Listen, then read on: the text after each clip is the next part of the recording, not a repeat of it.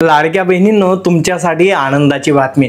लाडकी बहीण योजनेचा एप्रिल महिन्याचा हप्ता लाडक्या बहिणींच्या खात्यात जमा व्हायला सुरुवात झालेली आहे।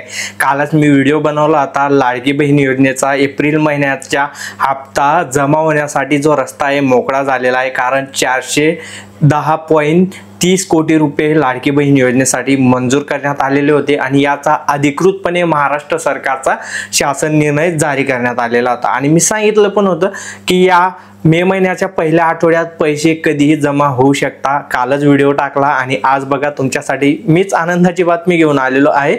आजपासून लाडक्या बहिणींच्या खात्यात पैसे जमा व्हायला सुरुवात झालेली आहे। स्क्रीनवरती तुम्ही कमेंट्स पाहू शकता।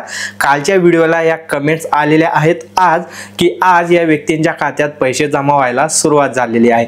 आणि मी तुम्हाला सांगितलेलं आहे की मी अधिकृत माहिती देत असतो। तर महिला व बालविकास मंत्री आदिती तटकरे यांनी स्वतः एक्स वर ट्वीट करून ही माहिती दिलेली आहे। स्क्रीन रेकॉर्डिंग मी तुम्हाला बाजूला लावून देणार आहे आणि याची लिंक आपल्या टेलिग्राम चॅनलवरती पण टाकून देणार आहे।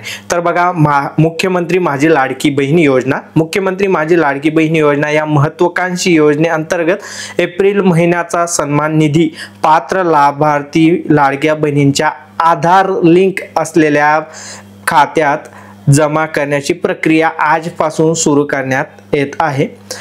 पुढील 2 ते 3 दिवसात ही प्रक्रिया पूर्ण होईल आणि सर्व पात्र लाभार्थींना निधी थेट त्यांच्या खात्यात प्राप्त होईल। या माध्यमातून महिलांच्या आर्थिक सशक्तीकरणासाठीचा सरकारचा संकल्प आणि अधिक दृढ केला जात आहे।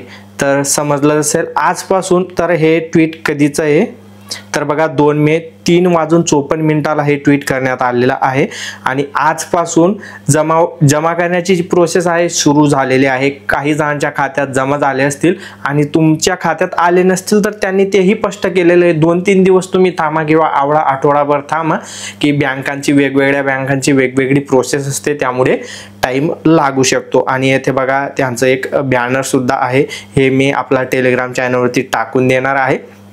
आता काही जण कालच्या व्हिडिओमध्ये कमेंट्स करत होते की खोटी माहिती देतात किंवा एक मिनिट, त्या कमेंट्स मी स्क्रीनशॉट तुम्हाला इथे वरती लावून देणार आहे। इथे बघा, या भावाने कमेंट केलेली आहे, खोट्या बातम्या फेकू नका। कालच्या व्हिडिओमध्ये मी अधिकृत शासन निर्णय तुम्हाला सांगितलेला होता। आता एक जण काय सांगतोय बघा, यूट्यूबच्या बातम्या खोट्या असतात, लक्ष देऊ नका, हे सगळे आपली व्हिडिओ व्ह्यू वाढवत खोटं लोक आहेत, हे खोट्या माहितीकडे लक्ष देऊ नका।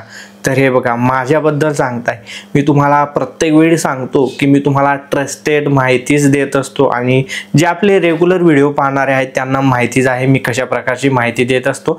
काल सांगितलं आणि आज पैसे जमा व्हायला सुरुवात झालेला आहे। तर अशा लोकांना तुम्हालाच उत्तर द्यायचं आहे आणि ते कशा प्रकारे हे सांगताय ना की व्ह्यू साठी व्हिडिओ बनवत असता असं, कारण आमचं पण काहीतरी ध्येय असतं की व्हिडिओ बनवू आणि आम्हाला पण वाटतं की तुमच्यापर्यंत खरी माहिती जावी आणि जर का माहिती खरी असेल तर व्ह्यू तर भेटणारच आहेत ना व्हिडिओला।